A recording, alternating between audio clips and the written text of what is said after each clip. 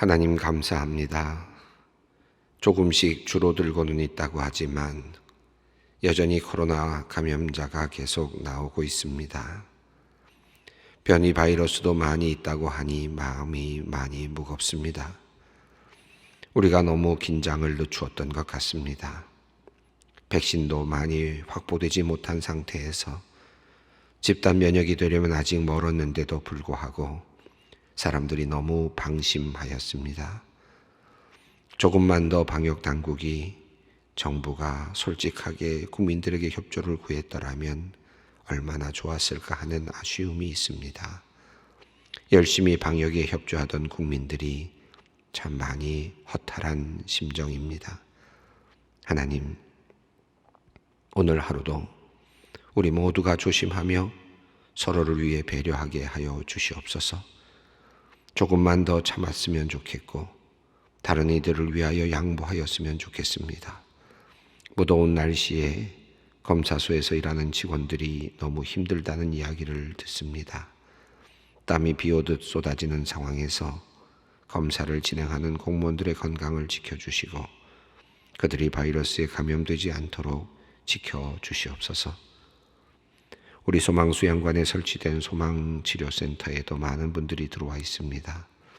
한 분 한 분 그곳에 머무는 동안 마음도 편안해지고 몸도 나음을 얻었으면 좋겠습니다. 투여되는 약물이 효과가 있게 하시고 머무는 동안에 중증으로 바뀌는 일들이 없게 하여 주시기를 원하며 모두 건강하게 퇴원할 수 있기를 원합니다. 우리 직원들도 치료센터에서 일하는 의료진과 공무원들에게 커피와 음료도 나누고 여러 가지 편의를 돕고 있습니다. 나라와 국민을 위해 일하는 분들을 돕고 있는 우리 직원들의 손길에도 주님께서 복을 더하여 주시옵소서. 우리 소망관의 직원들의 건강도 안전하게 지켜주시고 일하는 마음의 기쁨을 허락해 주시옵소서. 이 어려운 가운데서도 새 하루를 시작하게 하시니 감사합니다. 각자의 자리가 어디든지 그 자리에서 우리가 최선을 다하게 하여 주시옵소서. 감염병을 줄이는 일에, 이 세상의 문제를 조금이라도 줄이는 일에, 정의를 세우는 일에, 긍휼을 베푸는 일에, 사랑을 나누는 일에, 미래를 위해 작은 씨앗을 뿌리는 일에 우리가 헌신하게 하여 주시옵소서. 감염병이 맹렬하게 돌고 있는 이때가 바로 우리가 주님의 음성을 들어야 할 바로 그때임을 깨닫습니다. 이 위기의 시간에도 우리가 주님의 음성을 들을 수 없다면 우리는 참으로 불행한 사람일 것입니다. 하나님, 이 위기의 순간에 우리가 주님께로 우리의 마음을 향하게 하시고 우리의 눈과 귀를 주님께로 돌리게 하여 주시옵소서. 그 말씀, 주님의 말씀을 우리의 영혼이 듣게 하시고 우리가 변화를 받아 새 사람을 입는 귀한 시간이 되게 하여 주시옵소서. 지금 이 시간 주님의 자녀들이 여러 곳에 흩어져 멀리서 인터넷으로 말씀과 기도의 자리에 함께하고 있습니다. 하나님, 이 시간이 귀한 은혜의 시간이 되기를 기도합니다. 멀리 떨어져 있으나 하나님이 함께 하심을 경험하는 놀라운 시간이 되게 하시고 나의 잠자리에서, 나의 일터에서, 나의 가정에서 역사하시는 성령님을 경험하는 값진 시간이 되게 하여 주시옵소서. 군에 가 있는 우리 청년들을 위해 기도합니다. 전염병이 막사까지 침투하지 못하도록 지켜주시옵소서. 건강한 군대, 힘있는 군대가 되어 이 나라를 굳건히 지키게 하여 주시옵소서. 신병훈련소에서 고된 훈련을 받고 있는 우리 청년들을 주님께서 눈동자와 같이 보호하여 주시고 감염병에 걸리거나 다른 병에 걸리지 않도록, 상처가 나거나 부상당하지 않도록 주님의 생명싸개로 덮어 주시옵소서. 또한 기다리던 휴가가 연기되어 실망한 우리 신병들, 군인들이 있습니다. 섭섭하고 집에 가고 싶은 마음이 있으나 나라를 위해 민족을 생각하며 잘 견뎌내게 하여 주시옵소서. 하나님, 올해 대학 입시를 치러야 하는 아이들이 있습니다. 전염병으로 인해 마음이 혼란스럽지만 공부를 하지 않을 수도 없는 형편입니다. 학교에서도 학원에서도 제대로 공부할 수 있는 상황이 되지 못하고 있습니다. 집에서도 마음이 편치 않아 힘든 시간을 보내고 있습니다. 하나님, 이 위기의 시간에 우리 수험생들이 본질을 다시 생각할 수 있었으면 좋겠습니다. 하나님께 기도하는 법을 배우고 끊임없이 이어지는 불확실한 미래에 대해 믿음으로 대처해 나가는 법을 배우게 하여 주시옵소서. 어떤 상황 속에서도 자신이 하고자 하는 일을 계속해 나갈 수 있는 그런 삶의 태도도 하나님께서 허락해 주시기를 원합니다. 또한 참된 평안을 주님께서 주시기를 원합니다. 최선을 다하되 하나님께 맡기고 주님께 기도하는 주님의 자녀들 되게 하여 주시옵소서. 인터넷 방송을 위하여 수고하는 교회 직원들이 있습니다. 카메라와 음향 그리고 자막을 위해 새벽부터 수고하는 직원들, 그리고 인터넷 방송의 송출을 위해 수고하는 아이소망의 직원들이 있습니다. 한 사람 한 사람에게 하나님께서 함께하여 주시고 위로하여 주시기를 기도합니다. 힘과 능력과 지혜를 주셔서 우리 교우들 모두에게 기쁨을 나누어주는 주님의 일꾼들이 되게 하여 주시옵소서. 이제 말씀 앞으로 나아갑니다. 말씀으로 친히 역사하시는 성령님, 이 시간 하늘문을 활짝 여시고 이곳에 우리의 각 사람의 심령에 임재하여 주시옵소서. 말씀을 깨닫게 하시고 주신 말씀에 붙들리어 오늘 하루도 넉넉하게 살아가게 하여 주시옵소서. 오늘도 살아계셔서 역사하시는 우리 주 예수 그리스도의 이름으로 기도드리옵나이다. 아멘. 오늘 주시는 말씀 고린도전서 11장 17절로 22절 말씀입니다. 고린도전서 11장 17절로 22절 말씀 함께 봉독하겠습니다. 내가 명하는 이 일에 너희를 칭찬하지 아니하나니 이는 너희의 모임이 유익이 못되고 도리어 해로움이라. 먼저 너희가 교회에 모일 때에 너희 중에 분쟁이 있다 함을 듣고 어느 정도 믿거니와 너희 중에 파당이 있어야 너희 중에 옳다 인정함을 받은 자들이 나타나게 되리라. 그런즉 너희가 함께 모여 주의 만찬을 먹을 수 없으니 이는 먹을 때에 각각 자기의 만찬을 먼저 갖다 먹음으로 어떤 사람은 시장하고 어떤 사람은 취함이라. 너희가 먹고 마실 집이 없느냐? 너희가 하나님의 교회를 업신여기고 빈궁한 자들을 부끄럽게 하느냐? 내가 너희에게 무슨 말을 하랴? 너희를 칭찬하랴? 이것으로 칭찬하지 않노라. 아멘. 오늘 말씀은 성찬과 관련된 주님의 만찬, 주님의 식탁과 관련된 그런 내용입니다. 지금 바울이 우상 앞에 놓였던 제물을 먹는 것과 관련해서 이제 긴 그런 권면을 하고 나서 그리고 조금 이제 단편적인 내용들을 다루고 있는데 그 단편적인 내용들이 사실은 전체적으로 보면 크게 보면 예배와 관련된 내용들입니다.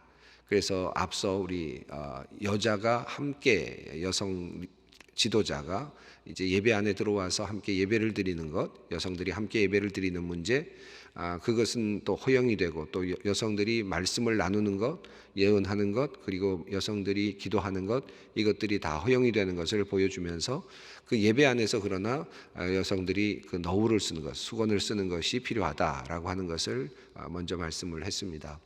첫 번째는 예배와 관련해서 여성이 예배 안에서 어떤 복장으로 예배를 드리는 것이 좋겠는가 하는 문제를 다루었고요. 그것을 바울은 신학적인 관점에서 구약에 있는 내용과 또 그 당시의 관습으로서 그 당시에 살고 있는 사람들의 어떤 본성이라 그럴까요?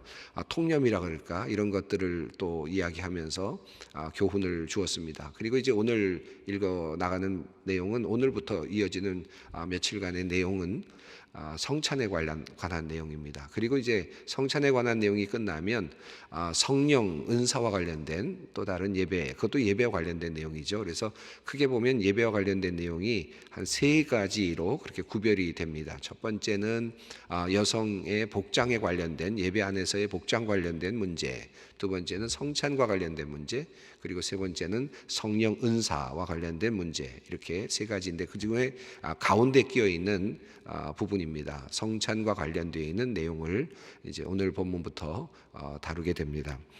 이 본문은 앞서 이제 첫 번째 다뤘던 내용, 내가 너희에게 칭찬한다라는 말로 시작됐던 본문과는 조금 또 다르게 오늘은 칭찬하지 못하겠다라고 하는 말로 시작되는, 그래서 주제를 전환시키는, 그래서 사실은 지금 바울이 이런 칭찬, 내가 이 문제에 대해서 칭찬은 한다라고 하면서 주제를 가져오고, 또 이번에는 내가 이 문제에 대해서는 칭찬할 수 없다라고 하면서 또 다른 주제를 가져오는, 이제 주제를 전환시키면서 또 나름대로 어떤 그 흐름상의 어떤 일관성, 또 흐름을 만들어가는 그런 기법으로 지금 바울이 서신을 쓰고 있습니다.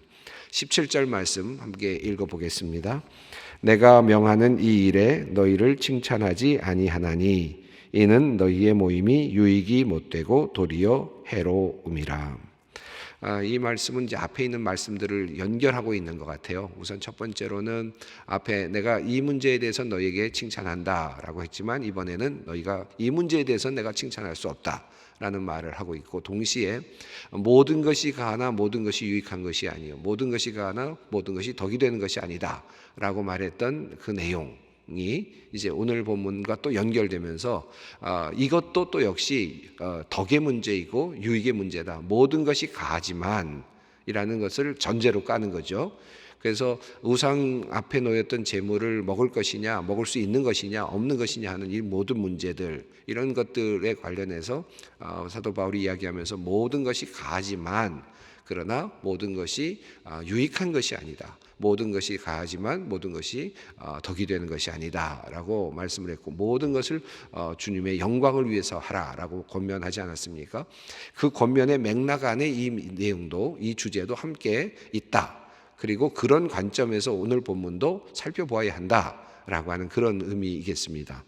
여기도 나름대로의 또 권리, 엑소시아가 있어요. 그 엑소시아를 가지고 있는 사람들의 어찌 보면 횡포와 같기도 하고 또 무례함이라고도 할 수 있겠는데, 이런 그 성찬에서 일어나고 있는 그러한 그 어떤 특별한 사람들의 엑소시아, 특별한 사람들이 주장할 수 있는 나름대로 나의 권리다, 이건 내가 당연히 누릴 수 있는 자유다 라고 말할 수 있는 이 부분에 대해서 바울이 다시 한번 생각하도록 권면하는 그런 내용으로 되어 있습니다. 자, 17절 말씀에 이렇게 되어 있습니다. 내가 명하는 이 일에 너희를 칭찬하지 아니한다. 자, 성찬과 관련하여서 바울은 이제 칭찬할 수 없는 한 가지를 발견했습니다. 당시 초대교회, 당시 고린도 교회에서 지금 매주일 아마 일어나고 있었을 텐데, 매주일 성찬이 지금 진행되고 있는데, 그 성찬, 또 자주 성찬이 지금 진행되고 있었을 것 같은데요. 그 성찬이 자기 자신이 듣기에는 여러 가지 문제가 있다, 특별히 큰 문제가 하나 있다라는 사실을 바울이 지금 이제 이 서신을 통해서 전하고 있습니다. 근데 이것은 너희의 모임이라고 되어 있습니다. 이 모임이라는 말이 굉장히 흥미롭습니다. 순 에르코마이라는 단어를 썼는데, 순 알리조마이라는 말하고 조금 더 다르게 순 에르코마이의 이 개념은 모인다, 함께한다, 연합한다라는 그런 뜻이 있습니다. 그런데 이 단어가 그 성찬과 관련된 내용이 흘러가는 가운데 5번이나 똑같이 계속 사용되고 있습니다. 그러니까 성찬이 어떤 것이냐, 너희가 함께 모여서 연합하는 것이다, 함께 연합되는 하나의 행위다라는 것을 강조하고자 한 것 같아요. 그래서 성찬의 의미가 뭐냐, 함께 모이는 것이고 함께 연합하는 행위다라는 것이죠. 그래서 성찬이라는 말을 먼저 쓰지 않았고, 여기서 너희가 연합하는데, 연합하는 일이, 너희가 모이는 일이, 모여서 연합하려고 하는 이 행동이 너희에게 도리어 유익이 되지 못하고 해가 되고 있다, 이렇게 이야기를 했습니다. 자, 왜 이 모임이, 연합하는 일이 왜 해가 됐느냐, 연합하는 게 뭐가 나쁘냐, 모이는 것이 왜 나쁘냐, 또 그 모이는 그것에서 문제가 뭐냐, 해가 되는 그 이유가 뭐냐, 그 사실을 18절이 알려주고 있습니다. 18절 말씀을 읽습니다. 먼저 너희가 교회에 모일 때에 너희 중에 분쟁이 있다함을 듣고 어느 정도 믿거니와. 여기 재미있는 표현이 나왔는데요. 굉장히 아주 날카롭게 그 비교를 하고 있는데, 너희가 지금 연합하려고 모이는데 그것이 유익이 되지 못하고 해가 되고 있다. 그런데 그 이유가 뭐냐 하면 너희가 모이려고 모였는데 연합하려고 모였는데 너희 안에 분쟁이 있다. 나뉘어짐이 있다는 것입니다. 연합을 하려고 모였는데 도리어 모였는데 너희 안에는 분쟁이 있다. 분열이 있다. 나눠짐이 있다. 그러니까 이건 완전히 모임의 목적을 완전히 반대로 하는 것이죠. 그러니까 함께 연합하기 위해서 모였는데 그것을 강조하면서 그런데 도리어 너희 안에 그 모임이 도리어 분열이 있다. 말이 안 되는 거죠. 연합하기 위해서 모인 모임이 도리어 분열을 만들고 있다. 말이 되지 않는다는 거죠. 그래서 바울이 믿기지가 않는다라고 이야기를 합니다. 어느 정도 믿거니와 이 말을 내가 다 믿지 않는다. 뭐 이런 또 그런 뜻이 아니라 대강 믿는다, 대강 들었다 그런 뜻이 아니고요. 아마도 이런 것일 거예요. 이 이야기를 들었는데 설마 정말 그런가 하는 그런 생각이 들어서 의심하면서 들었다 그런 뜻이죠. 그러니까 여기서 지금 어느 정도 믿거니와는 내가 뭐 조금 믿는다 아니면 조금만 안다 이런 뜻이 아니라 그런 이야기를 들었는데 내가 전혀 받아들이기 어려웠다. 설마 그럴 수가 있겠는가 하는 생각이 들어서 의심할 정도였다.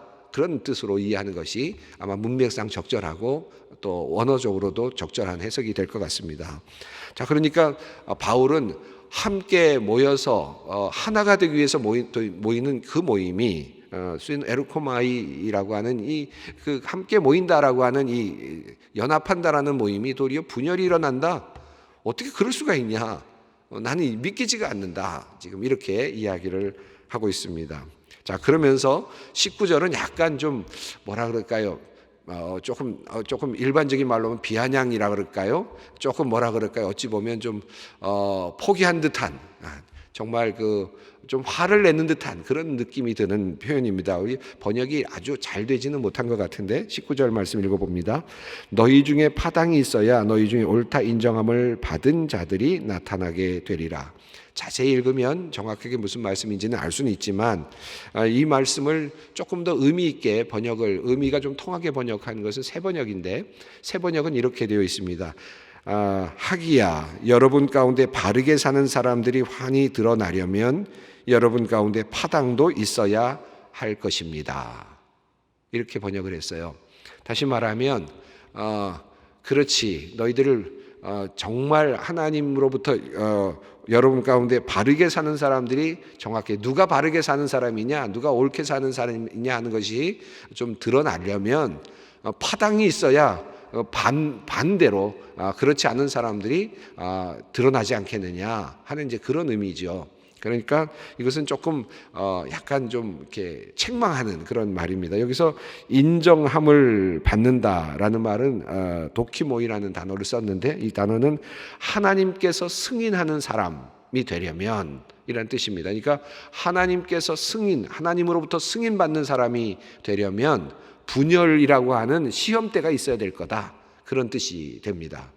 그러니까 교회 안에 분열이 있고 파당이 나눠져 있는데 그런데 하나님의 승인을 받는 진짜 성도, 하나님으로부터 온전함을 인정받는 진짜 성도가 있으려면 이 분열이라고 하는 이 파당이라고 하는 시험대가 있어야 아마 그것을 통과하는 사람들로 통해서 하나님으로부터 인정받는 사람들이 나올 것이다. 이런 이제 뜻이죠. 그러니까 어찌 보면 바울은 이 파당은 하나님으로부터 승인을 받지 못하게 만드는 하나님의 사람으로 인정받지 못하게 하는 하나의 시험거리입니다. 그런 면으로 이해를 하면 좋을 것 같습니다. 우리가 신앙생활을 하면서도 늘 이런 마음을 가졌으면 좋겠습니다. 우리 교회 안에도 항상 우리 역사적으로도 그렇고요. 항상 교회 안에 파당이 만들어질 때가 있고 뭐 사람이 있는 곳이니까 다 그럴 수밖에 없겠지만 사람이 있는 곳에는 또 힘이 있는 곳에는 항상 파당도 있고 분열도 있게 되는데 지금 바울은 교회 안에서의 분열, 교회 안에서의 파당은 그것은 도리어 시험대와 같다. 하나님이 주는 시험과 같다. 이 시험을 치는 것과 같다. 그래서 하나님으로부터 옳게 인정받는 사람들이 그 시험을 통과해야 나오는 것이다라고 그런 입장을 이야기하고 있습니다. 이것이 19절에 우리에게 의미하는 바입니다. 자, 그리고 나서 이제 본론으로 들어갑니다. 너희 모임이 뭐냐 도대체? 그 모인다, 연합하려고 모이는 그 모임이 정확하게 나타나지 않았는데 이제 드디어 그 연합하기 위하여 모이는 모임이 무엇인지를 이제 명료하게 드러냅니다. 20절 말씀을 읽겠습니다. 그런즉 너희가 함께 모여 주의 만찬을 먹을 수 없으니. 주님의 만찬과 관련된 내용을 이야기하고 싶었구나 라고 하는데, 여기서 역시 같은 단어 쉰 에르코마이를 써서 너희가 연합하려고 모이기 위해서 주의 만찬으로 나오는데 그것을 먹을 수 없다. 함께 모여 먹을 수 없다. 너희 먹을 수 없다는 말은 도리어 이 말은 먹을 자격이 없다, 그런 의미이겠죠. 너희가 함께 모여 주의 만찬을 먹을 수 없다. 주의 만찬을 지금 먹고 있는데 그 먹고 있는 행위 자체가 지금 자격이 없는 것이다, 제대로 된 것이 아니다, 지금 옳게 이 주의 만찬이 지금 이루어지고 있지 않다라고 하는 그런 의미가 되겠습니다. 이쯤에서 당시의 그 성찬, 주님의 만찬이 어떻게 드려지고 또 받아들여졌는지를 좀 기억할 필요가 있습니다. 이것은 하나의 중요한 정보일 수도 있겠는데요. 초대교회 예배에서 예수님께서 성찬을 하셨던 내용들이 이제 그 성경에 나오지 않습니까? 성경에 나오는데 그 성경에 나오는 성찬의 내용을 내보면 예수님께서 제자들과 함께 식사를, 마지막 만찬도 그렇습니다. 마지막에 제자들과 함께 식사를 다 하시고, 그렇죠? 식후에 떡을 들어 축사하시고 제자들에게 나눠주시면서 말씀하시기를 이것은 나의 몸이다, 이렇게 하셨단 말이죠. 그러니까 식사의 긴 식사, 마지막 식사가 있었고, 식사와 더불어서 식사의 마지막 부분에 예수님께서 빵을 드시고 축사하시고 그리고 잔을 드시고 축사하시면서 이것은 나의 언약의, 새로운 언약의 피이다라고 하는, 새로운 언약이다라고 말씀하시는 그런 하나의 예식을 만들어 주셨죠. 이것이 이제 성찬이죠. 주님의 만찬입니다. 이것을 통해서 너희가 나를 기억해라. 그러니까 어찌 보면 전체의 마지막 식사를 기억하라는 의미이면서, 그러면서 예수님께서 그 전체의 마지막 식사를 하나로 요약하면서 빵과 포도주를 마지막으로 요약적으로 주시면서 이것은 내가 너희와 함께하는 식사다. 식사, 너희와 함께하는 마지막 식사로서 기억할 수 있도록 그렇게 해주셨죠. 그리고 끊임없이 그 식사를 반복해서 경험하면서 나를 기억하라 라고 하는 그런 말씀을 하셨죠. 그래서 초대교회 교인들이 이제 주님의 성찬을 초기부터 해왔습니다. 예수님께서 명령하셨기 때문에 이것을 했는데 어떻게 했겠습니까? 예수님께서 말씀하셨던, 또 보여주셨던 그 방식 그대로 했습니다. 다시 말하면 함께 긴 식사를 나누고 그리고 나서 마지막 부분에서 이런 성찬의 예식을 함께 했죠. 이것을 이제 조금 학문적으로 나누면 앞부분에 있는 것을 애찬이라고 하고요, 러브 피스트라는 말을 씁니다. 그래서 함께하는 식탁, 그냥 일반적인 식탁이죠. 그 다음에 그 뒤에 붙는 그 유카리스트, 감사, 하나님께 감사를 드리면서, 이 유카리스트라는 말은 성찬에 대한 표현의 이제 여러 표현 중에 하나, 영어적 표현 중에 하나인데 주로 많이 쓰고 있는 표현입니다. 유카리스트, 감사라는 표현인데, 그건 왜냐하면 예수님께서 식사를 이제 끝날 때쯤에 하나님 앞에 감사를 드리면서 시작했거든요. 기도하면서. 그랬기 때문에 이 부분부터는 감사, 하나님, 예수님께서 감사하며 드렸던 그 기도의 부분, 그리고 식탁의 내용이다 해서 감사라는 말을 이제 주로 썼습니다. 그래서 성찬이 뒤에 이제 붙었단 말이죠. 그래서 이 두 가지가 함께 가는 그런 식사였습니다. 고린도 교회가 지금 성찬을 하고 있었던 상황은 어떤 상황이냐 하면, 이 두 가지가 함께 붙어서 지금 주의 만찬이라는 이름으로, 그죠, 주님께서 우리에게 가르쳐 주신 그 만찬, 주님과 함께 하는 만찬이라는 의미로 그렇게 진행되고 있는 상황입니다. 그러니까 긴 식사가 있고 포멀한 식사가 있고, 그리고 나서 성찬이, 짧은 성찬이 함께 붙어서 그 전체가 성찬이 되는 이제 그런 상황이었습니다. 자, 그런데 왜 지금 바울이 이 문제를 거론하는, 이게 너희가 지금 주님의 만찬을 제대로 먹지 못하고 있다라고 이야기를 하느냐 하면, 당시의 로마 시대의 그 성찬 그 시대의 식사 문화 때문에 그렇습니다. 로마 시대의 고린도 교회도 마찬가지였는데 이 로마의 식사 문화는 특별히 가정에서 모이게 되고, 특별히 상류층의 식사 같은 경우는 가정에서 이제 모이게 되는데, 아무래도 초대교회가 모인다고 했지만 대부분 이제 당시는 교회당 건물이 없었으니까 가정교회였단 말이죠. 가정에서 모였으니까 어떤 집에서 모였겠습니까? 사람들이 많이 모일 수 있으려면 조금 큰 집이어야 되겠죠. 그러니까 부유한 상류층의 집에서 모일 수밖에 없었던 것이죠. 또 그렇게 상류층 중에서 회심한 교인들이 그렇게 자리를 내주고 예배당의 역할을 할 수 있도록 그렇게 했단 말입니다. 그러니까 어떤 그 상류층의 집에서 예배가 드려졌고, 그때마다 성찬이 이제 진행이 됐다고 보시면 좋겠습니다. 그런데 이 고린도 교회 당시의 로마의 문화는 어떻게 되어 있느냐면, 식사하는 문화가 이렇게 세 등급으로 이렇게 나눠져 있다고 해요. 그리고 가운데 가장 중심에 그 트리클리니움이라 그래서 진짜 식당이 있습니다. 식당이 있는데 거기는 아무리 큰 그 장소라 하더라도 9명, 10명이 넘지 않았다 그럽니다. 그러니까 식당이 있는, 바로 포멀한 식사를 할 수 있는 그 식당이 하나 있었고, 그리고 나서 이제 중간 방들이 있었고, 그 다음에 이제 뜰이라고 할 수 있죠. 안마당. 그러니까 아트리움인데요. 이 안마당이라고 하는 또 다른 또 곳이 있습니다. 그러니까 대부분의 많은 사람들은 이제 마당에서 함께 먹어야 되는 거죠. 그래서 이 마당에서 먹는 사람들을 한 30명 내지 40명 정도가 그것에 들어갈 수 있었다고 해요. 그러니까 그렇게 이제 예배를 드리고 있었다는 말입니다. 자, 그런데 문제는 뭐냐 하면, 이 식당에 들어올 수 있는 자격과, 그리고 또 중간에 있을 수 있는 자격, 그리고 뒤에 나가서 먹어야 되는 사람들의 그 자격이 조금씩 달랐다는 것이 첫 번째 문제입니다.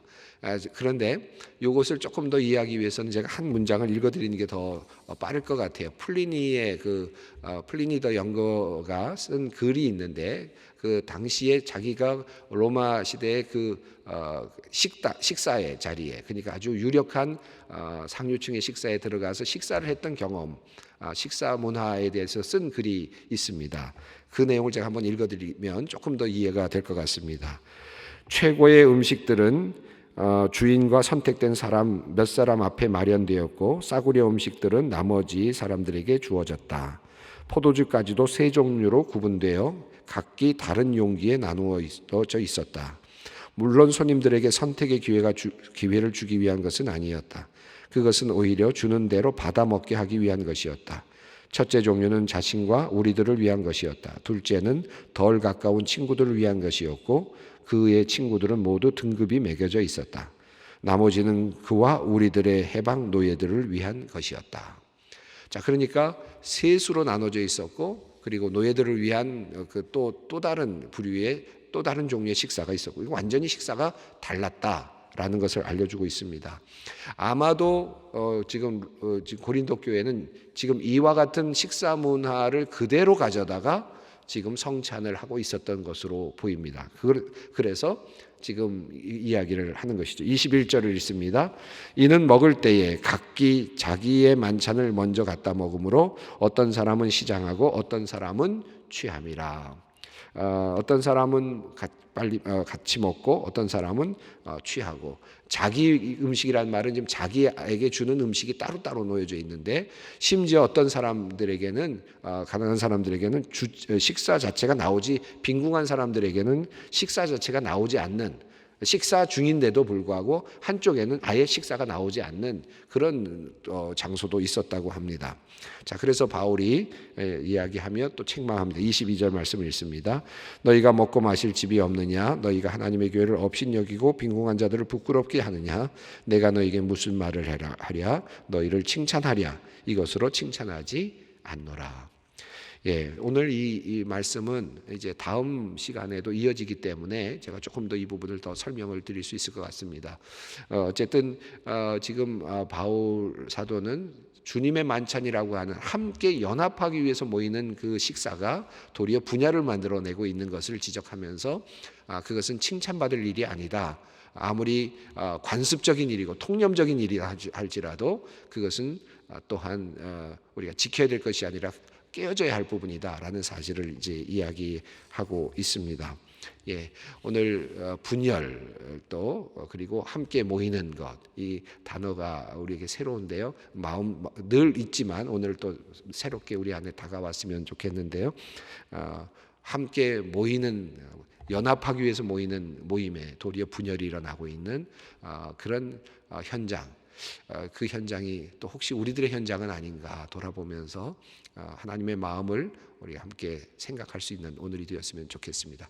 기도하겠습니다. 하늘에 계신 우리 아버지, 아버지의 이름을 거룩하게 하시며 아버지의 나라가 오게 하시며 아버지의 뜻이 하늘에서와 같이 땅에서도 이루어지게 하소서. 오늘 우리에게 일용할 양식을 주시고 우리가 우리에게 잘못한 사람을 용서하여 준 것 같이 우리 죄를 용서하여 주시고 우리를 시험에 빠지지 않게 하시고 악에서 구하소서. 나라와 권능과 영광이 영원히 아버지의 것입니다. 아멘.